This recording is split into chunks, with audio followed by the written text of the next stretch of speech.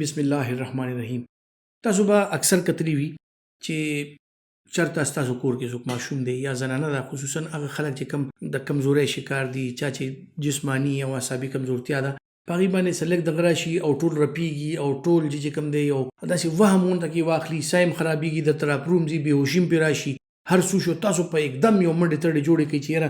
دا کس خو چې کوم دی مړ شو. تاسو چې ډاکټر ته بوځئ، ډاکټر ډېر په آرام سره وګورو، ډېر دغه پته تاسو ته تسلي درکړي چې یاره هېڅ نشته، پرېږدئ، په کلار دا به ټیک شو، دا اعصابي کمزوري ده. نو دغه ګبراهټ، دا بېچیني او دا څیزونه چې په انګلیش کې ورته انزایټي وایي او ورسره چې دا ډېر زیات شي او دا وهم راشي او دا سرډوبي راشي او دغه په ځان باندې یو داسې کیفیت راشي چې بنده راپرومځي او بېهوش هم شو یا منډې تړې جوړې کړي چې الۍ ساه مې بند شو، الۍ مړ کېږم، او دا د مرګ قسم یو کیفیت راشي او تاسو وایئ یاره زما مریض مري او ډاکټر راته وایي چې هېڅ هم نشته، خیر دی، په کلار یې پرېږده، دا به ټیک شي. نو دا څه څیزونه دي، نو دغه ته پینیک اټیک وایي. نو اوس دا ګبراهټ، دا کمزورتیا، دا اعصابي کمزوري، دا ډپریشن، دا پینیک اټیکس، دا ولې راځي؟ نو د ټولو نه اهم څیز خو چې کوم دی دا دی چې جناب ستاسو اندروني، لکه دا هر یو کس ته نه کېږي چې یو نیم کس ته کېږي، خو ولې هغه ته کېږي؟ د ټولو خلکو ته نه کېږي، یو دې کس ته کېږي. نو دا ولې کېږي؟ نو په دې کې د ټولو نه اهم څیز چې کوم دی، په دغه کس کې د ټولو نه اول د وینې کمې کتل،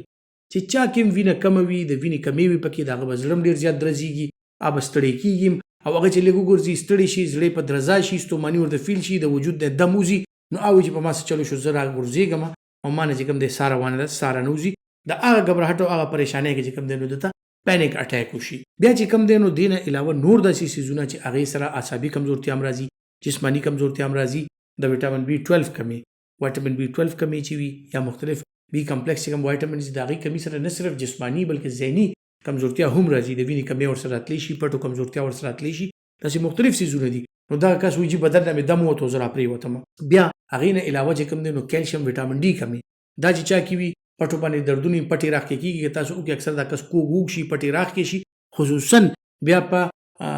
زنانو کې دا شی ډېر زیات دی چې پټې راښکې شي، ټوله کږه وږه شوه، جټکه پرې راغله، پیریان پرې راغل، نو هغه چې کوم دی نو بیا زغلی یې ډاکټر ته واچي لاړ شي، ورته هېڅ هم نشته، صرف کمزورتیا ده، خو دا به ټیک شي. نو دا څیزونه چې کوم دی دا ضروري، لکه کیلشیم، آیرن او دغه د ټولو نه اول څیزونه دا زموږ په کمیونټي کې ډېر زیات کم دي. زموږ اکثر له خویندې چې کوم دي د دې شکار دي، ډېر زیات نارینه هم داسې دي چې هغې د دې کمزورتیا شکار دي او دې د وجې نه دې ته دا انزایټي وغیره راځي. بیا جناب راځو اعصابي کمزورتیا، نور وجوهات هم کیدی شي دغه کس چې کوم دی داسې حالاتو نه راتېر شوی دی، د دغه ټریننګ داسې شوی دی چې دی کمزورې پاتې شوی دی، د خلک فیس کولی نشي، د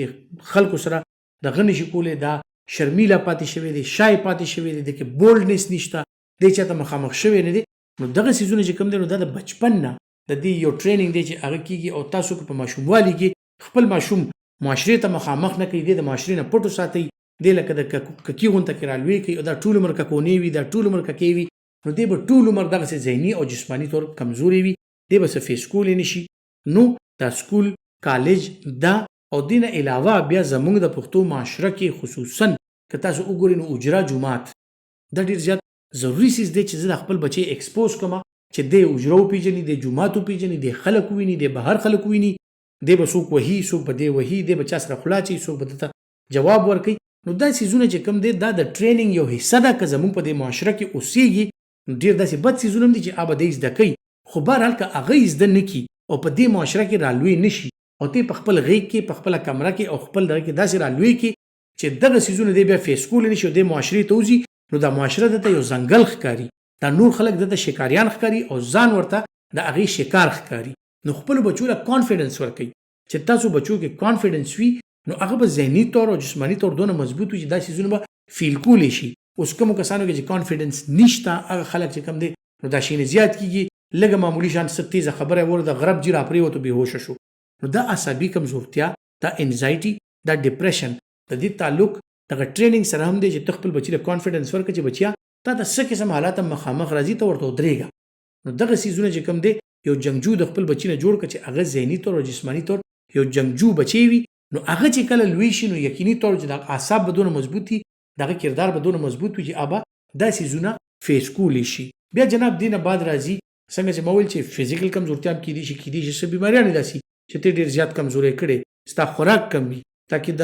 مختلفو څیزونو اجزا کمې وي، نو هغې دپاره سپلیمنټیشن، خپل خوراک ټیک کول، خپل عادات ټیک کول، دغه شی نه راشي نو ستاسو دا وجود دا رپېدل، دا خوځېدل، دا یره راتلل، دا چې کوم دی نو کم شي. بیا دې نه بعد مختلف قسم څیزونه داسې دي چې څه بیماریانې داسې دي لکه تایرايډ، هایپر تایرايډ که څوک دی نو دا تایرايډ چې کوم مرضونه دي هغې سره اکثر وجود چې کوم دی ډېر زیات رپېږي، په بدن باندې یره راځي، په ګیر ځای کې چې کوم دی نو زړه تنګېږي،